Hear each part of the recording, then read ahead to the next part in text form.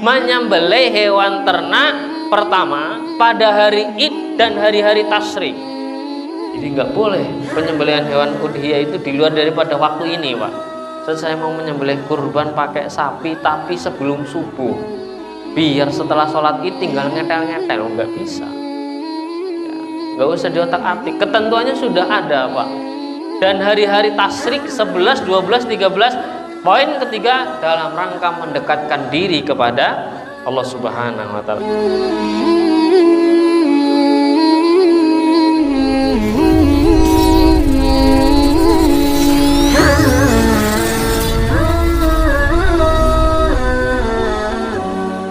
Bismillahirrahmanirrahim. Assalamualaikum warahmatullahi wabarakatuh.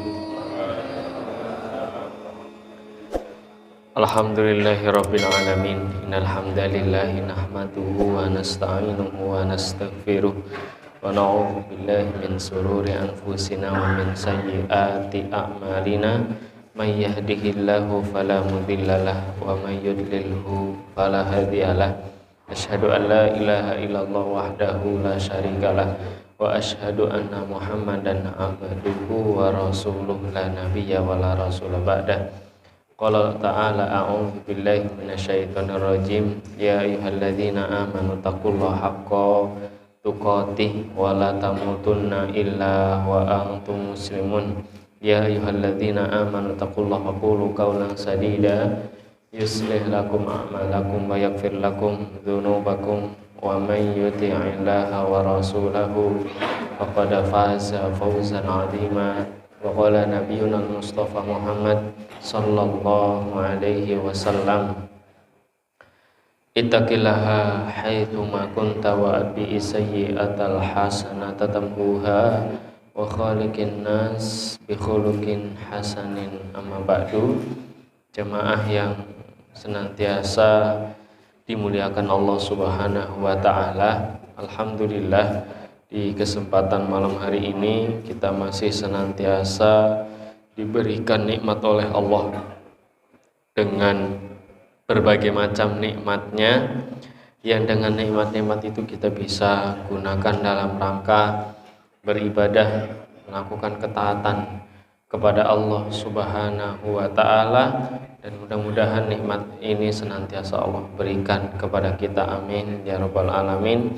Salam serta salam semoga tetap tercurah kepada baginda Nabiullah Muhammad sallallahu alaihi wasallam, kepada keluarga, sahabat, tabi'in, tabi'ut tabi'in, dan orang-orang yang senantiasa mengikuti dan menjalankan sunnah-sunnah beliau hingga hari kiamat kelak. Jamaah yang dirahmati Allah, di kesempatan malam hari ini kita sampaikan, kalau nggak salah semalam itu Pak Sopirin ya, terkait dengan fikih udhiyah, fikih berkurban. Mungkin tidak banyak Pak yang kita sampaikan, lebih kepada nanti tanya jawab seperti itu Pak ya. Dari pagi Pak ini kita sampaikan ini, tadi sempat di Waikandis, kemudian setelah itu kita di sini Pak, setelah pom atas ini, mana ya, sana ya, arah dari Kemiling naik, itu tadi bersama teman-teman IPMI Pak, ada 50-an orang ya. Insan Peternakan Muslim Indonesia wilayah Lampung Pak. Jadi seluruh yang di Lampung tadi hadir di sana, yang mereka mengadakan kajian rutin sebulan sekali keliling Pak. Ya, kita beberapa kali diminta. Ya. Kemudian malam hari ini kita di sini, nanti pun masih sama anak-anak Pak. Sepas dari sini jam 8. Karena ini memang momen, sebentar lagi kita akan memasuki bulan Zulhijjah, yang di situ banyak sekali keutamaan. Salah satu daripada syariat yang dianjurkan di dalam Islam terkait dengan apa yang terdapat di dalam bulan Zulhijjah itu adalah diantaranya berkurban. Saya sedikit hanya menyampaikan pertama keutamaan bulan Zulhijjah, mengingatkan kembali Pak, dalam sebuah hadis yang diriwayatkan oleh Ibnu Abbas, Nabi bersabda, mal amalu fi ayyamin afdalu min hadhil ashri, kata Nabi. Hadis ini diriwayatkan oleh Imam Bukhari. Mal amalu fi ayyam, tidak ada amal perbuatan yang afdol. Apa itu afdol, Pak? Bagus. Apa? Utama. Kalau menggunakan ismun tafdil, bukan maknanya itu bukan hanya utama. Kalau fadilah ya keutamaan. Tapi kalau afdol, ismun tafdil itu salah satu fungsinya itu menyatakan sesuatu yang paling. Afdol jadi maknanya itu paling utama. Kabir besar, Pak. Kalau akbar paling besar. Allahu akbar. Allah itu maha besar. Allah paling besar. Apanya? Segalanya. Ilmunya, pengetahuannya, penglihatannya, pendengarannya, semuanya itu milik Allah yang paling besar.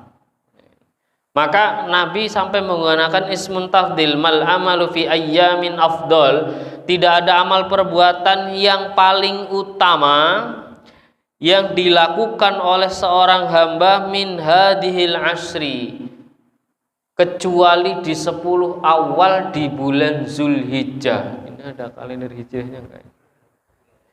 Sekarang kalau nggak salah 27, Pak.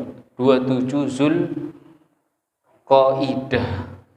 Kalau enggak 3 atau 2 hari lagi akan berjumpa dengan Zulhijjah. Ya. Jadi tidak ada amal perbuatan yang nilainya paling utama di sisi Allah yang dilakukan oleh seorang hamba kecuali min hadhil ashri, kecuali di 10 awal di bulan Zulhijjah. Berarti tertera dari tanggal 1. Qalu, spontanitas para sahabat pun bertanya, walal jihad ya Rasulullah. 10 awal yang engkau katakan itu, yang amalan yang paling utama dan paling dicintai di sisi Allah itu walal jihad, apakah tidak sama dengan amalan jihad? Ini jihad yang bermakna secara istilah, Pak, yaitu berperang di medan perang. Kenapa kok kemudian mensejajarkan pernyataan Nabi di 10 awal di bulan Zulhijjah adalah amalan yang paling utama di sisi Allah dengan amalan jihad? Karena kalau kita melihat dalam Arba'in An-Nawawi di hadis yang ke-29 itu, Pak, Nabi itu pernah mengatakan ketika ditanya oleh sahabat, ya Rasulullah, tunjukkan kepadaku amalan yang dapat menghantarkanku ke dalam surga. Maka Nabi mengatakan syahadat, puasa, sholat, zakat, dan seterusnya. Di akhir daripada itu Nabi mengatakan, mau gak kamu aku tunjukkan puncak amalan dalam Islam? Bala, ya tentu ya Rasulullah, saya mau. Maka kemudian Nabi mengatakan wadirwan sanamihi al jihadu fisabilillah. Ketahuilah puncak amalan dalam Islam adalah jihad di jalan Allah. Namanya puncak, Pak, paling tinggi.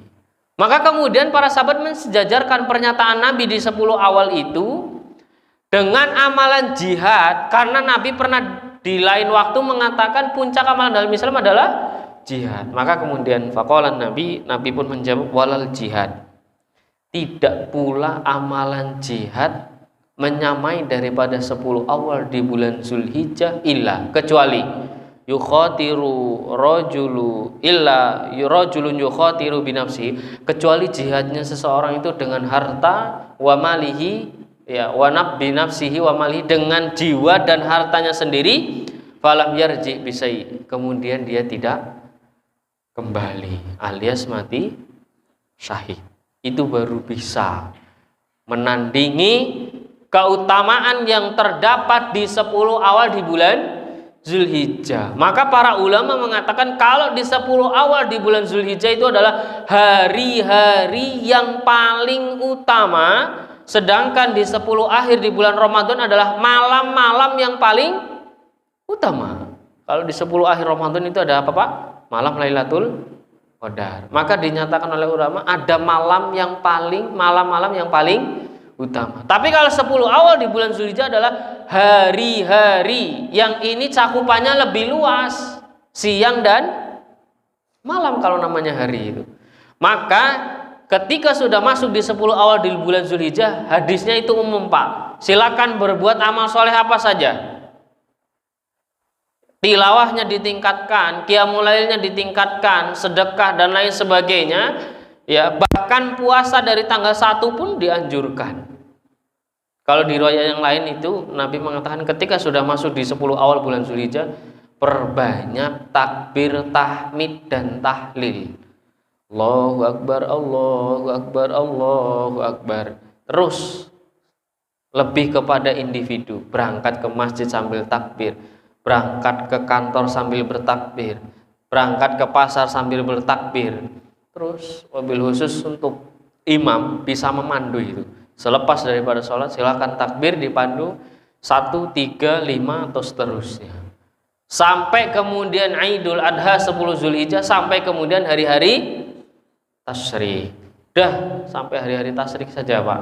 Jangan keterusan. Kalau Idul Fitri 1 Syawal sampai sholat Id, jangan seminggu Syawal masih takbiran Pak. Itu riwayat dari mana Pak? Nah ini silakan Pak. Di situ tidak ditentukan amalan apa saja, bebas ya. Yang penting kita memaksimalkan untuk beribadah di 10 awal di bulan Zulhijjah, tertera dari tanggal 1. Jadi jangan hanya di Ramadan saja Pak. Ternyata ada waktu lain yang itu merupakan sebuah keutamaan. Baik. Itu ya Pak ya, pertama poin keutamaan di bulan Zulhijjah. Kemudian kita selanjutnya masuk kepada pembahasan fikih kurban. Nanti kalau membahas fikih kurban itu yang terdapat di kitab-kitab para ulama itu judulnya bukan kurban judulnya Pak, melainkan udhiyah, fikih udhiyah. Jadi kurban itu hampir ya sedikit sekali, bahkan hampir tidak ada menggunakan lafadz kurban. Ya, tapi lebih menggunakan kata udhiyah. Nah, karena ini makna yang lebih pas. Kurban itu bisa statusnya buat berhala dan lain sebagainya. Tapi kalau udhiyah sembelihan. Ya. Maka secara pengertian udhiyah secara bahasa itu asal katanya dari doha yadhi, yang artinya menyembelih, Pak. Sedangkan secara istilah ada 3 esensi yang disampaikan oleh ulama. Apa itu udhiyah? Yang pertama, esensi dari pengertian udhiyah itu adalah menyembelih hewan ternak. Jadi yang harus disembelih adalah hewan ternak. Maka selain daripada itu tidak diperkenankan. Allah tegaskan dalam Quran surat Al-Hajj ayat 34, mim bahimatil an'am, dari hewan ternak. Jadi hewan yang diboleh untuk dijadikan kurban adalah hewan ternak. Apa itu? Para ulama kemudian menyebutkan dari tafsir Al-Hajj itu kambing, domba, sapi dan onta, dan kemudian kerbau dikiaskan dengan sapi. Tidak boleh selain daripada itu Pak. Saya mau kurban Ustaz. Pakai apa? Pakai ayam Bangkok. Ya enggak sah Pak. Harganya 100 juta Ustaz, enggak sah. Padahal sapi cuman 20 juta dapat, tapi harga ayam saya 100, enggak sah. Mau ngeyel sengeyel apapun enggak sah Pak. Saya mau kurban Ustaz, pakai apa? Doro, merpati. Ya enggak sah. Loh, merpati saya Ustaz, enggak tahu Ustaz ya harganya. Ada yang hobi merpati Pak. Kita itu ada jamaah punya merpati ditawar 700 juta Pak. Merpati apa itu Pak? Merpati pos ya. Kalau gabur, tahu gabur Pak ya? Gabur enggak jarak 200-300 meter. Kalau hanya untuk latihan Pak, dari Palembang finishnya itu di Masjid Taqwa Metro itu Pak. Pernah ikut kontes di gabur dari Papua, finishnya di Jakarta, tembus waktu 3 hari 3 malam. Salah satu keutamaan, bukan keutamaan, keunggulan merpati pos itu Pak, daya navigasinya itu tajam ya. Maka sering digunakan oleh para kurir juga. Nah, punya ikhwan jamaah kita itu ada yang menang Pak, ditawar 700 juta. Tetap nggak sah, meskipun dari harga sapi itu jauh berkali-kali lipat, tapi tidak sah. Karena tuntunan daripada pengertian udhiyah menyembelih hewan ternak pertama pada hari Id dan hari-hari tasyrik. Jadi nggak boleh penyembelihan hewan udhiyah itu di luar daripada waktu ini Pak. Saya mau menyembelih kurban pakai sapi tapi sebelum subuh. biar setelah sholat id tinggal ngetel-ngetel, nggak bisa. Ya, nggak usah diotak-atik. Ketentuannya sudah ada, Pak. Dan hari-hari tasyrik 11, 12, 13, poin ketiga dalam rangka mendekatkan diri kepada Allah Subhanahu wa taala. Itu pengertiannya, Pak ya. Menyembelih hewan ternak pada hari id dan hari-hari tasyrik dalam rangka mendekatkan diri kepada Allah Subhanahu wa taala. Kalau dalilnya sudah banyak dan sudah hafal. Salah satunya fasholli li rabbika wanhar. Quran surat Al-Kautsar ayat ayat yang kedua, Pak, ya. Salatlah karena Rabbmu, wanhar, dan berkurbanlah. Itu jelas, ya. Berkurbanlah. Mungkin kita selanjutnya masuk ke dalam pembahasan kriteria hewan, Pak, karena ini biasa yang paling banyak ditanyakan, yang paling banyak kemudian belum bisa difahami. Kalau kriteria hewan kurban itu sama dengan kriteria hewan yang dijadikan untuk akikoh, Pak. Jadi sama, akikoh tidak sah kecuali dari hewan ternak tadi. Maka kalau sering saya dapat itu, pernah juga tokoh itu di kampung akikoh pakai ayam. Nggak tahu riwayatnya dari mana. Memang mohon maaf, ini karena saya dulu skripsi bahasa Arab tentang akikoh, Pak. Ada pernyataan ulama, akikoh hilah walaupun hanya dengan seekor burung. Tapi lafadz itu bukan maksud pembolehan akikoh dengan burung. Tapi lafadz itu dimaksudkan adalah sangat ditekankan untuk melakukan akikoh, ya. Sehingga sampai ucapan yang dilontarkan oleh ulama itu walaupun hanya seekor burung. Tapi bukan maksudnya pembolehan akikoh dengan burung. Tapi penekanan untuk betul-betul diakikohi setiap anak yang lahir ke dunia. Kullu ghulamin murtahinun. Setiap anak yang lahir dalam keadaan tergadaikan. Tudba'u anhu yaumas sabi, maka sembelihlah hewan akikoh pada hari ke-7. Kalau madzhab Maliki wajib hari ke-7, selain daripada hari ke-7 tidak boleh. Tapi kalau yang selain daripada itu, maksud daripada lafadz Nabi hari ke-7 adalah sunnah. Silakan dikerjakan selain dari hari ke-7 pun diperbolehkan. Sembelihlah hewan akikoh dari hari ke-7, dicukur dan diberi nama. Itu yang dianjurkan oleh Nabi. Maka kriteria hewan akikoh sama dengan kriteria hewan yang dijadikan untuk berudhiyah. Jadi nggak ada alasan, Pak, akikoh pakai apa tadi? Ayam. Ngapa nggak pakai kambing, Pak? Nggak punya uang. Tapi ketika puputan, kalau bahasa di kampung itu puputan muyen, Pak, nanggapnya organ. Organnya 2,5, anaknya perempuan 1, kambing 2 juta, nggak bisa beli. Ini kan kewalik-walik, Pak, syariatnya ya. Lebih kepada hawa nafsu daripada mengikuti syariat. Kemudian kriterianya, kalau keutamaan hewan udhiyah banyak, Pak ya. Setiap helai bulu hewan kurban itu adalah satu kebaikan, kata Nabi. Sudah pernah ngitung, Pak? Dihitung besok, Pak. Lah iya, biar tahu berapa. Kalau nggak kober, suruh anak-anak kumpulkan 5 anak, nanti dikasih es krim. Nah, itu coba karena kata Nabi setiap helai daripada hewan udhiyah itu adalah satu kebaikan, dan nanti pada hari kiamat hewan udhiyah itu akan datang dengan tanduk, kuku, dan bulunya. Ngapa, Pak, nyeruduk? Enggak. Memberikan persaksian kepada Allah, ya, atas dirinya yang dijadikan korban karena Allah Subhanahu wa taala. Itu akan memberikan persaksian. Yang mungkin dia hamba itu akan dimasukkan ke dalam neraka. Kemudian hewan itu datang, ya Rob, jangan masukkan ia ke dalam neraka. Ngapa? Saya menjadi saksi bahwa saya adalah dulu hewan yang dijadikan kurban dalam rangka mendekatkan diri kepada. Oh ya sudah. Nah, ini. Selanjutnya kriterianya, Pak, kita langsung, ini ada 3 pembahasan, Pak. Kriteria itu jenis hewannya, umurnya, sifat hewannya. Sifat hewan itu ada 3. Sifat hewan yang disunahkan, yang dilarang, dan yang dimakruhkan. Maka kita bahas jenis hewan tadi sudah. Bahwa hewan yang dijadikan untuk kurban itu harus hewan ternak dengan kriteria domba, kambing, sapi, kerbau, dan unta. Nggak boleh lain daripada itu, Pak. Kemudian usianya, umur daripada masing-masing ini beda. Kalau domba itu boleh dijadikan untuk hewan udhiyah kalau usianya sudah masuk bulan ke-7. Bukan 7 bulan Pak, masuk bulan ke-7, berarti 6 bulan lebih. Kambing usia yang diperbolehkan adalah kalau sudah masuk usia tahun kedua, bukan 2 tahun. Tahun kedua, berarti setelah 1 tahun. 1 tahun lebih sehari boleh Pak. 1 tahun kurang 1 hari belum boleh itu kalau yang disembelih. Maka kalau mau mencari dan membeli hewan kurban ditanya Pak, usianya berapa, umurnya berapa ini? Oh ini sudah 1 tahun lebih. Jarang pedagang kambing itu yang mengatakan secara detail kambingnya ini umurnya 1 tahun 2 hari. Jarang, karena kambing nggak ada akte kelahiran Pak.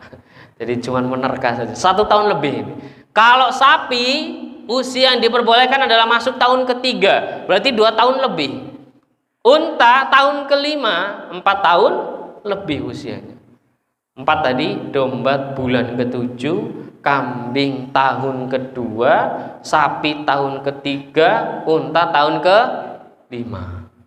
Bukan 5 tahun, bukan 3 tahun, bukan 2 tahun, dan bukan 7 bulan. Maksudnya masuk pada usia itu. Ya. Kemudian yang ketiga jenisnya, sifatnya Pak. Ini yang harus dipahami, sifat hewan yang disunahkan untuk dijadikan hewan kurban. Yang pertama Pak, meskipun secara jenis ulama berbeda pendapat, ada yang pendapatnya domba dulu, sapi, baru unta. Pendapat Maliki, kalau pendapat Imam Syafi'i itu unta, sapi, baru domba. Semuanya ada dalilnya Pak. Kalau yang lain daripada kedua mazhab ini, yang paling banyak dagingnya yang disunahkan.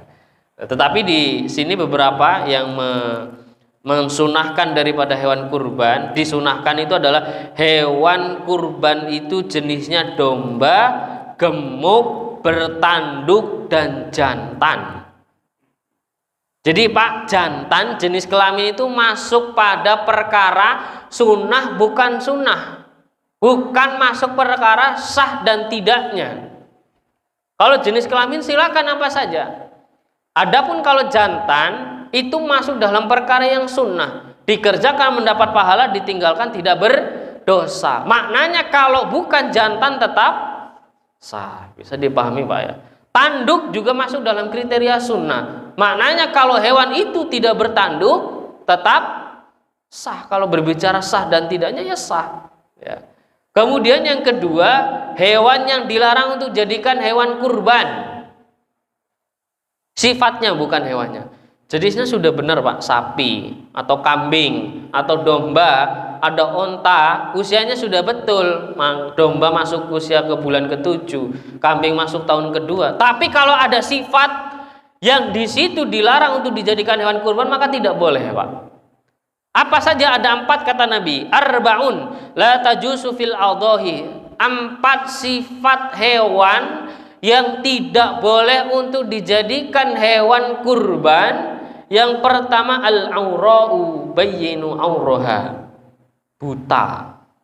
Enggak boleh Pak. Jadi kalau hewan itu buta tidak diperbolehkan dan tidak sah untuk dijadikan hewan kurban. Meskipun jenis dan usianya sudah pas, tapi kalau sifatnya ada salah satu dari 4 ini maka tidak diperkenankan. Kemudian yang kedua, al-marido bayyinu mardoha. Sakit. Enggak boleh Pak. Hewan yang sakit itu tidak diperbolehkan untuk dijadikan hewan kurban. Sakit yang bisa kemudian membahayakan kepada manusia. Kalau dulu itu ada namanya istilah flu burung apa flu babi itu Pak. Dua-duanya ya Pak. Itu tapi kan terjadi pada unggas ya Pak ya. Ayam. Kemudian ya ayam pada mati ya. Bebek dan lain sebagainya. Kemudian yang ketiga, al-arja'u bayyinu dhal'uha. Hewan yang pincang. Nggak boleh Pak. Meskipun ada beberapa ulama yang membolehkan kalau pincangnya itu di masa karantina.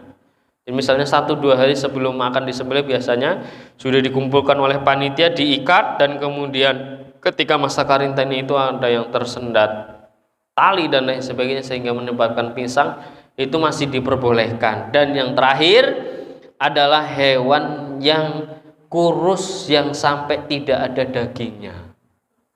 Itu mau buat apa kalau nggak ada dagingnya? Jadi cuma 4 Pak yang dilarang. Apa tadi? Buta, sakit, pincang, dan kurus. Selain daripada itu berarti masuk ke dalam perkara sunnah ataupun makruh. Sekarang sifat yang ketiga adalah yang sifatnya makruh untuk dijadikan hewan kurban. Maka para ulama kemudian mengatakan makruh berkurban dengan hewan yang kupingnya terbelah, robek, dan terpotong. Itu makruh, Pak. Kemudian juga para ulama menyampaikan begitu pula hewan yang diambil bulunya sebelum dipotong. Jadi ini yang ambil buntut sebelum dipotong itu juga makruh, Pak. Jangan diperbolehkan. Kemudian hewan yang matanya juling itu makruh, Pak. Juling tahu ya, Pak ya? Apa sih? Kero. Tatapannya ke kanan tapi yang sebenarnya itu lurus.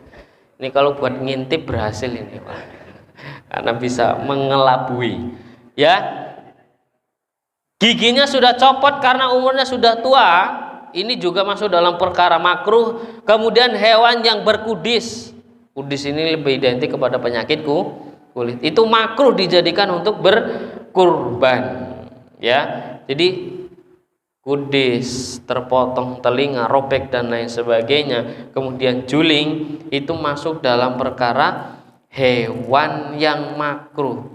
Tapi ya banyak juga yang nanya, Ustaz kalau sapinya warnanya hitam boleh nggak? Nggak ada masuk kriteria itu. Silakan, yang penting sapi. Nanti kalau mau dirinci harus putih semua malah bingung kan, Pak. Ya.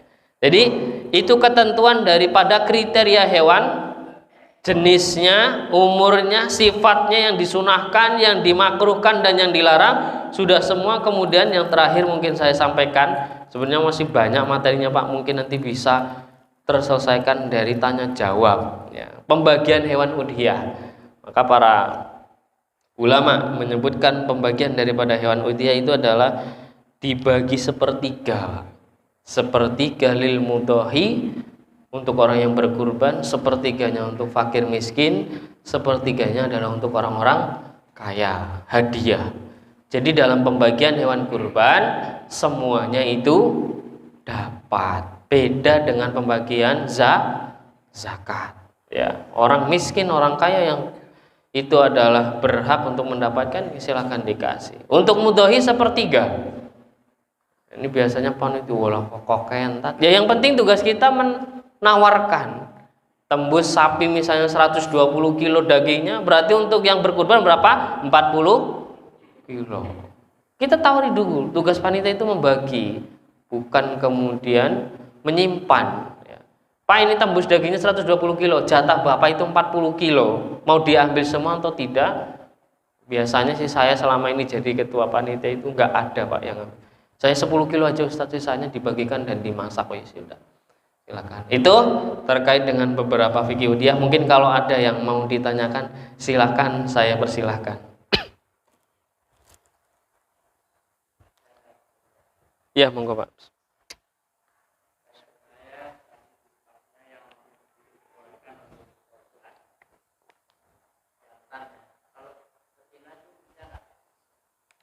Jenis kelaminnya. Baik, itu saja, Pak. Terkait dengan jenis kelamin sudah kita jelaskan tadi, Pak ya. Jantan itu masuk dalam perkara sunnah. Maksudnya ketika berkurban kita dengan hewan yang jenis kelamin jantan lebih baik. Tetapi kalaulah tidak ada jantan, adanya betina, ya boleh. Kalau bertanya sah dan tidaknya sah, ya boleh, Pak. Cuman yang lebih utama adalah yang jantan yang disunahkan. Lebih utama. Kalau berbicara sah dan tidaknya tetap sah meskipun betina. Ngoten, Pak nggih. Jadi dibolehkan. Monggo, Pak, yang lain. Ya, monggo. Waalaikumsalam. Biasanya panitia motong sapi atau kambing itu dagingnya bisa dipotong atau kita campur. Nah, untuk si pengurban itu pembagiannya seperti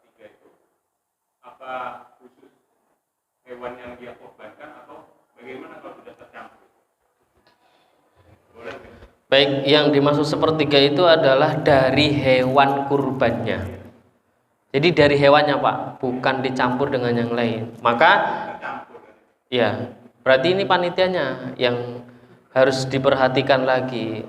Kalau saya Pak, biasanya sampai 5 sapi itu harus ditandai dulu Pak. Sapi satu dieksekusi, langsung diambil dagingnya, timbang, keluar berapa? Sekian. Misalnya tadi keluar 90 kilo, langsung diambil 30 kilo untuk orang yang kurban tadi. Jadi diambil dari hewan kurbannya Pak, bukan dari hewan yang campuran. Maka panitia harus segera itu, jangan kemudian dicampur ya. Setelah itu baru kemudian dicampur nggak apa-apa ya, tapi biasanya sih sapi dan kambing kita pisahkan. Tapi yang dianjurkan di sini adalah bagian daripada yang diberikan kepada orang yang berkurban adalah dari hewan kurbannya yang ia kurbankan. Kalau di Mas Suci kan aneh Pak, orang yang kurban nggak boleh makan daging kurbannya, senengan panitia Pak. Kalau di Mas Suci itu, jadi kita jelaskan itu nggak bener, itu nggak pas. Jadi itu Pak ya, diambilkan dari hewan kurbannya ya, gitu. Yang lain, sanglir itu hilang apa? Dikebiri Pak ya, itu boleh, diperbolehkan Pak. Iya, bolehkan. Yang lain, monggo Pak, yang lain pasti banyak ini, harusnya banyak. Monggo.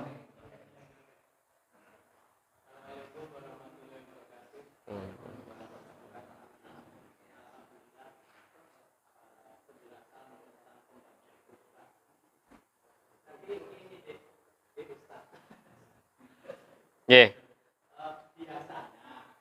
Biasanya itu pada umumnya itu yang dilakukan oleh panitia itu yang punya kurban itu biasanya hanya dikasih paha satu belakang tanpa ditimbang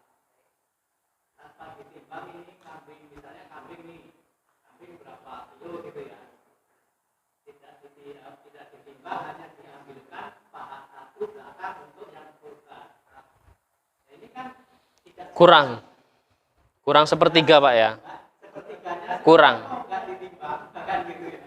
Nah itu boleh nggak gitu Ustaz? Boleh nggak gitu Ustaz? ya. Ya, paha satu dikasih hatinya ya, sudah itu ya sudah, lainnya dicampur gitu. Terima kasih. Assalamualaikum warahmatullahi wabarakatuh. Waalaikumsalam warahmatullahi wabarakatuh. Kalau nggak boleh berarti punya saya dulu mungkin itu Pak ya, kurang banyak gitu Pak ya. Baik, terkait dengan pembagian ini tidak letterlek Pak, tidak letterlek, tapi yang harus diperhatikan tugas pertama panitia itu adalah mengalokasikan betul-betul sepertiga itu.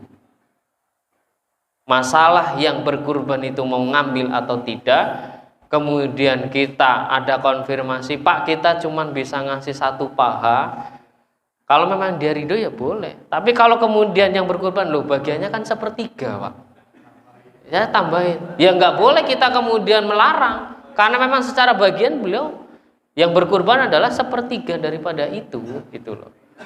Jadi itu Pak ya, boleh, asal tadi sudah masih ada. Selalu Pak, harus ini yang harus difahami. Jadi kalau kita pengalaman kita itu Pak, alhamdulillah beberapa itu sebelum zuhur itu sudah selesai semua.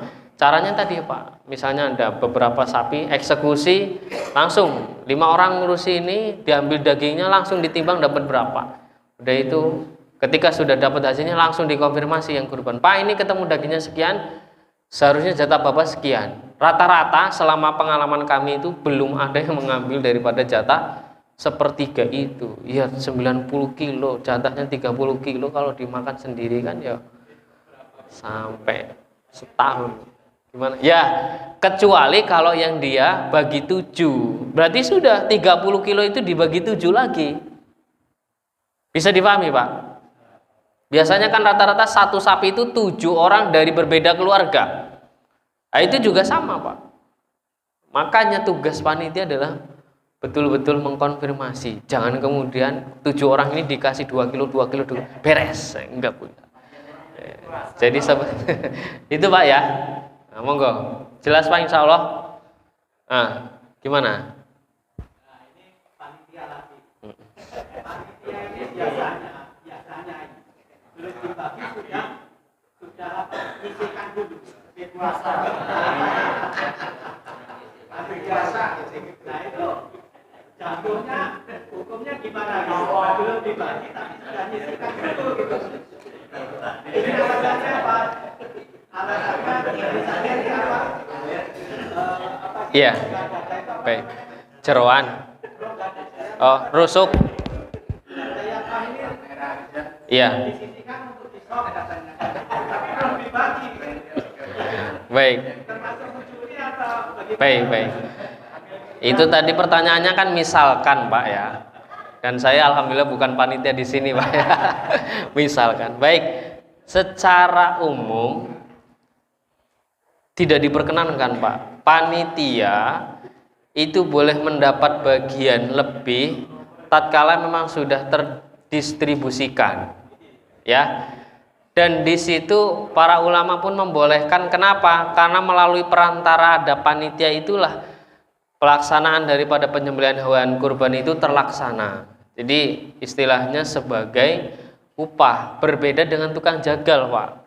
Kalau tukang jagal sudah jelas nasnya ya, bahwa dari sahabat Ali meriwayatkan kami diperintahkan oleh Nabi untuk mengeksekusi hewan udhiyah dan kami diperintahkan untuk membagikan seluruh daripada hewan udhiyah dan dilarang untuk memberi upah kepada tukang jagal. Upah di sini adalah dilarangnya adalah upah dari hewan kurban, Pak. Biasanya beberapa tukang jagal diminta, Mas tolong sembelihkan besok di masjid saya ada 5 sapi, 10 kambing. Enggak apa-apa, tapi saya minta 1 kepalanya, enggak boleh. Itu enggak boleh Pak. Silakan dikasih upah tapi jangan dari hewan kurban. Mungkin dari uang kas masjid kah, mungkin dari uang iuran daripada orang yang berkurban. Itu boleh kalau pakai uang. Tapi kalau dari hewan kurbannya enggak boleh. Dia pun dikasih sebagaimana jatah sebagaimana yang lain porsinya. Karena itu betul-betul dilarang. Kan ada kaidah Pak. Hewan kurban itu harta yang halal dimakan tetapi haram untuk diperjualbelikan. Termasuk kulit itu tidak boleh Pak, kecuali dalam keadaan darurat, itu pun hanya sedikit ulama yang membolehkan. Dan kalaupun dijual, hasil daripada penjualannya itu harus dibagikan. Jangan malah ngendep jadi kas, nggak boleh. Karena hewan kurban harus dibagikan. Itu Pak ya, itu pun catatan kalau dalam keadaan darurat. Oke, monggo Pak. Oh sudah. Oh ya sudah. Kulit nggak boleh. Oh ya monggo. Boleh dengan kapasitas tadi terukur Pak. Misalnya bagiannya yang peserta 1, panitia sudah cukup 2 saja. Jangan kemudian malah panitianya panen. Ya. Karena ini juga yang lain juga harus bisa memaklumi dengan sudut pandang para ulama, karena sebab wasilah dari para panitia itulah yang kemudian penyembelihan kurban itu terlaksana. Ini kan belum lama sih Pak, pelaksanaan daripada hewan kurban itu dilaksanakan di masjid. Kalau zaman dulu dan sebelum-sebelumnya itu lebih kepada dieksekusi sendiri-sendiri Pak. Cuman sekarang sudah terkoordinir lewat masjid dan lain sebagainya. Itu. Kalau sekarang kan malah agak aneh ketika ada orang kurban dieksekusi sendiri. Itu pernah saya, itu kok aneh Ustadz? Ya memang yang itu boleh diperbolehkan kok. Yang nggak aneh, yang aneh sampean saja saya bilang gitu. Oh ya, monggo Mas.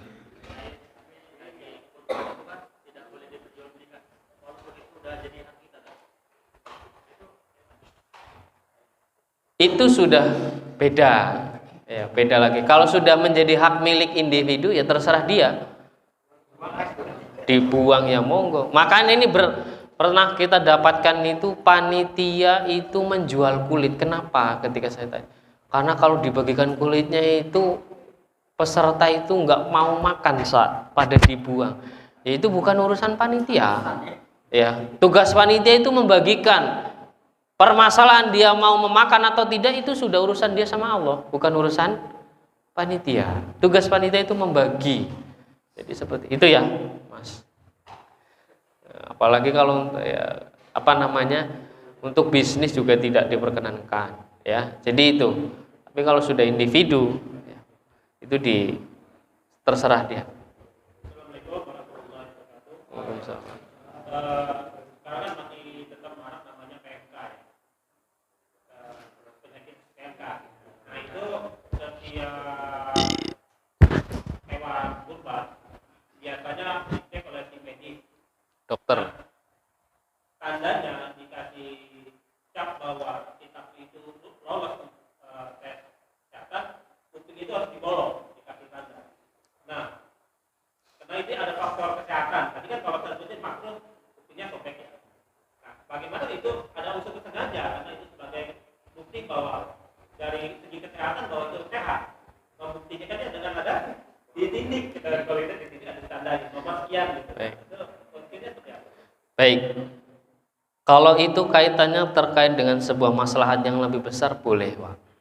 Ya, sebagai tanda. Kalau seperti kayak di Sumbawa itu, Pak, kalau teman-teman saya di Sumbawa, itu yang peternak sapi itu kan sudah nggak dikencang lagi, sudah nggak tapi di ini, Pak, diumbar, di los gitu ya.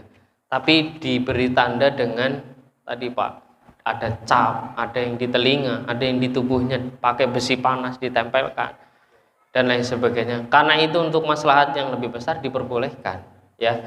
Dan itu pun tadi masuknya dalam perkara makruh, bukan sampai tahapan sah dan tidak sahnya. Seperti itu, Pak, ya. Jadi diperbolehkan, apalagi terkait dengan kesehatan tadi. Silakan. Yang lain, Pak? Cukup? Tumben ini. Tadi itu saya jadwal di yang sini teman-teman itu dokter hewannya juga banyak, Pak. Karena perkumpulan dari semuanya itu seharusnya schedule selesai jam 3 itu sampai setengah 5, Pak. Lanjut diskusi lagi dan seterusnya. Jadi seperti itu. Cukup, Pak? Terkait dengan mungkin tambahan juga yang sering terjadi di masyarakat itu berkurban untuk orang yang sudah meninggal. Para ulama sepakat tidak ada syariatnya berkurban bagi orang yang sudah meninggal kecuali bil wasiat, karena adanya wasiat. Ya, kalau mau sedekah ya ahsannya dalam hal yang lain. Jadi seperti itu. Secara otomatis, Pak, kita tidak mengkurbankan pun orang tua kita mendapatkan pahalanya, Pak, karena tercatat sebagai anak yang soleh tadi. Kemudian yang kedua yang perlu kita pahami juga bahwa ketentuan 1 ekor kambing itu untuk 1 orang. Sedangkan ternyata ada beberapa kasus itu, Pak, 1 kambing itu berasal dari iuran orang 50 anak, 25 orang dan lain sebagainya. Maka statusnya kalau di atas namakan lebih dari 1 bukan hewan kurban. Dan sapi untuk 7 orang. Jadi harus ketentuannya 1 person, Pak, 1 orang. Meskipun demikian, tapi ketika ada seseorang yang berkurban misalnya dengan kambing, mengatasnamakan 1 orang, 1 orang dari keluarga itu mendapatkan pahalanya, Pak.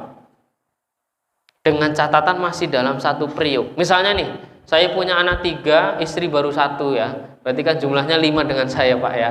Kemudian saya berkurban 1 ekor kambing, maka ketiga anak saya dan 1 istri saya itu mendapatkan pahala yang sama. Dengan ketentuan masih dalam 1 periuk. 1 periuk itu 1 tempat masak, ditafsirkan lagi oleh para ulama yang masih dalam 1 tanggungan. Kalau 3 anak saya, 1 sudah menikah, sudah pisah, ketika saya berkurban, 1 anak yang sudah menikah nggak dapat pahala yang saya lakukan daripada berkurban. Bisa dipahami belum ini, Pak? Jadi ketentuannya hanya dalam lingkup 1 keluarga, 1 periuk, 1 tempat masak. Tetapi ada ditafsirkan oleh ulama yang masih dalam jaminan. Misalnya dia punya anak belum nikah, sekolah di Jawa, kan tempat masaknya beda, Pak. Tapi anak itu di Jawa makan berasal dari harta yang kita nafkahkan kepadanya, itu pun tetap akan mendapatkan pahalanya. Jadi itu 1 sapi untuk 7 orang, yang 7 orang itu beda kepala keluarga, maka setiap mengatasnamakan satu keluarga itu, seluruh keluarga yang ada dalam lingkungan, dalam masih tanggungan satu priuk itu tadi mendapatkan pahala yang sama. Ini yang disampaikan oleh para ulama. Begitu Pak ya. Cukup karena sudah masuk isya. Alhamdulillahirabbil alamin.